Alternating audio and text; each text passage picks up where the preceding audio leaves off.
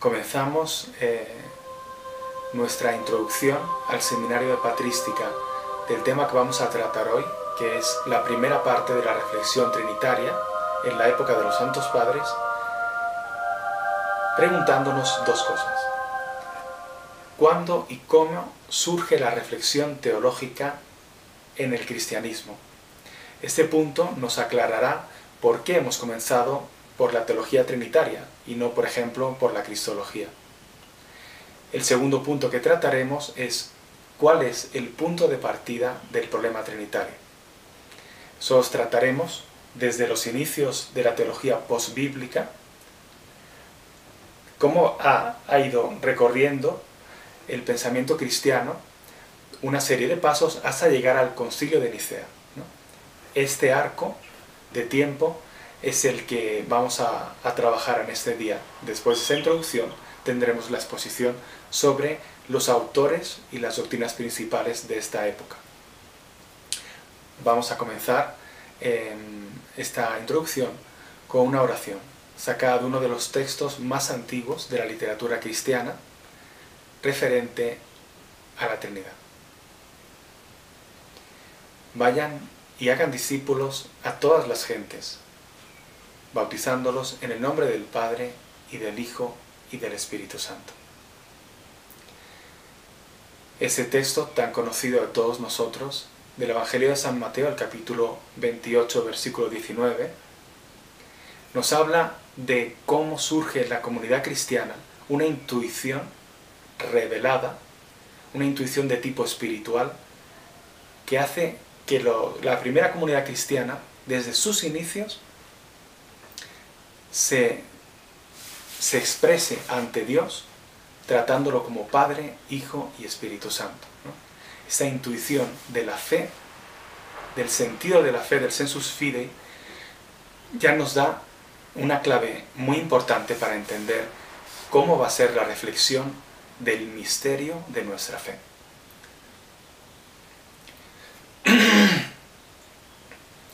El primer punto que vamos a tratar, como decíamos, es ¿por qué comenzamos con la teología trinitaria? Para ello quisiera hacer un breve análisis de este texto de Mateo 28, 19, para que podamos ver cómo nace esa sensibilidad para entender que el Dios de los cristianos no es aquello que se ha revelado en el Antiguo Testamento, sino una revelación que continúa, que tiene una continuidad, pero también tiene una novedad, ¿no? La novedad de la presencia de tres personas en un solo Dios. Esto, si nosotros nos acercamos al texto de Mateo 28, lo vemos presente. Si volvemos al texto en griego, vemos que se dice bautizándolos en el nombre del Padre y del Hijo y del Espíritu Santo. El uso de la partícula kai, y en griego, en este contexto se refiere a la unión de elementos iguales dentro de la frase. El Padre y el Hijo y el Espíritu Santo. El uso de kai, que es una conjunción copulativa, une miembros de la frase que son del mismo rango. Aquí está hablando de tres entidades del mismo valor. Pero no se está hablando de tres dioses.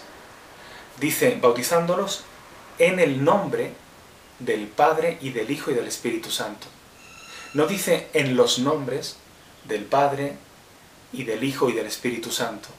Utiliza una fórmula tradicional judía que es en el nombre de Dios, hacer alguna cosa en el nombre de Dios, usando un sinónimo.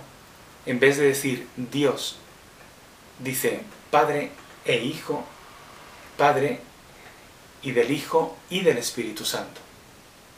Por tanto, lo que nos está diciendo es que para el cristiano decir algo sobre Dios es decir lo del Padre y del Hijo y del Espíritu Santo.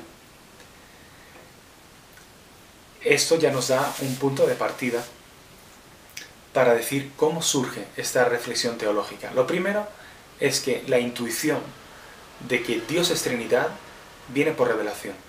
Es una cuestión totalmente espiritual. La reflexión viene cuando suceden dos factores, ¿no? Dos factores a los que los cristianos tienen que dar respuesta. La teología cristiana no nació como una especulación intelectual, nace como una necesidad de dar respuesta, en concreto de dar respuesta a dos elementos. El primero es el problema de la definición de Dios. ¿Cómo definir que yo soy cristiano, que creo en el Dios de los cristianos, ante la religión judía? Entonces es un problema de identidad.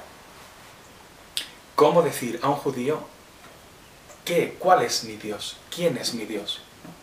¿Quién es ese Dios que es Padre? ¿Quién es ese Dios que es Jesús? ¿Cómo situar a Jesús en el monolítico monoteísmo judío? ¿No? Es un problema de asumir una identidad.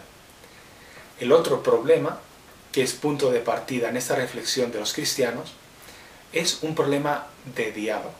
Primer problema, identidad. Segundo, diálogo. Y de diálogo con la cultura griega, expresada en la lengua griega. Recordamos aquel paso de San Pablo en el que él predica a los atenienses en el Areópago y encuentra la gran dificultad de poder expresar algo que para un judío es inaudito. ¿Cómo Dios puede haberse encarnado, hecho hombre? ¿Cómo puede haber muerto y resucitado? Dicen que le escucharían en otro día, ¿no? Esa necesidad de dialogar con una cultura diferente, una cultura en la que no hay espacio para un Dios como el Dios existente, del Dios vivente, es el otro pilar en el que se funda esa necesidad de respuesta de los cristianos ante el mundo, esa necesidad de la especulación teológica. Problema de identidad, problema de diálogo. Esa motivación doble es la misma que nosotros tenemos para estudiar teología. Nosotros estudiamos teología primero para profundizar y para entender mejor en la medida de lo posible el misterio cristiano, pero también porque queremos dialogar con el mundo, transmitir la verdad del Dios viviente, del Dios que es uno y trino, a una cultura que, como la cultura griega en aquel tiempo, no encontraba un espacio para Dios, ni para el Dios cristiano. Este paralelo histórico, aquello que vivieron los primeros cristianos y lo que vivimos nosotros ahora, puede ser una motivación para adentrarnos más en este apasionante momento de la historia del cristianismo. Pasamos al segundo punto. ¿Cuál es el momento de partida, el punto de partida del problema trinitario? La cuestión primigenia es ¿qué relación hay entre Dios y Jesús? Antes de que la comunidad cristiana se planteara quién es el Espíritu Santo, empezaría el problema de la relación entre el Padre y el Hijo, por ese problema de identidad que les comentaba con la religión judía. ¿Jesús es Dios o no es Dios? ¿Hay dos dioses? ¿O es un Dios subordinado? ¿O es un semidios? ¿O es simplemente un hombre bueno? La relación entre el Padre y el Hijo es lo que caracteriza esta época prenicena en la reflexión trinitaria.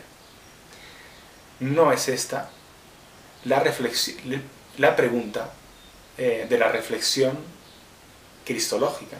La pregunta cristológica no es cuál es la relación entre el Padre y el Hijo, sino quién es el Hijo. Esa primera pregunta nace en el seno de las primeras comunidades judeocristianas y empieza a resolverse ya en los textos trinitarios del Nuevo Testamento. Los acontecimientos se precipitan y más o menos en el año 90, tras la destrucción de Jerusalén por el emperador Tito,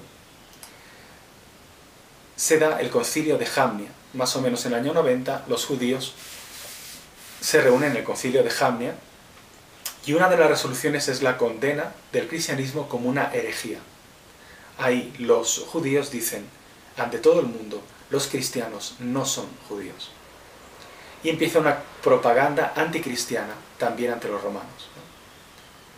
Eso es muy importante para entender el inicio de la reflexión cristiana y de la reflexión trinitaria, ¿no? Porque tendrá que defenderse el cristianismo ante las acusaciones de los judíos, ¿no? Tendrán que poder explicar ante una cultura diferente quiénes son y quién es este Dios. La respuesta a la pregunta sobre quién es este Dios cristiano llevará muchos siglos, llevará muchas decenas de años. Pero lo importante es que desde el inicio los cristianos entendieron en la oración que Dios era Padre, Hijo y Espíritu Santo.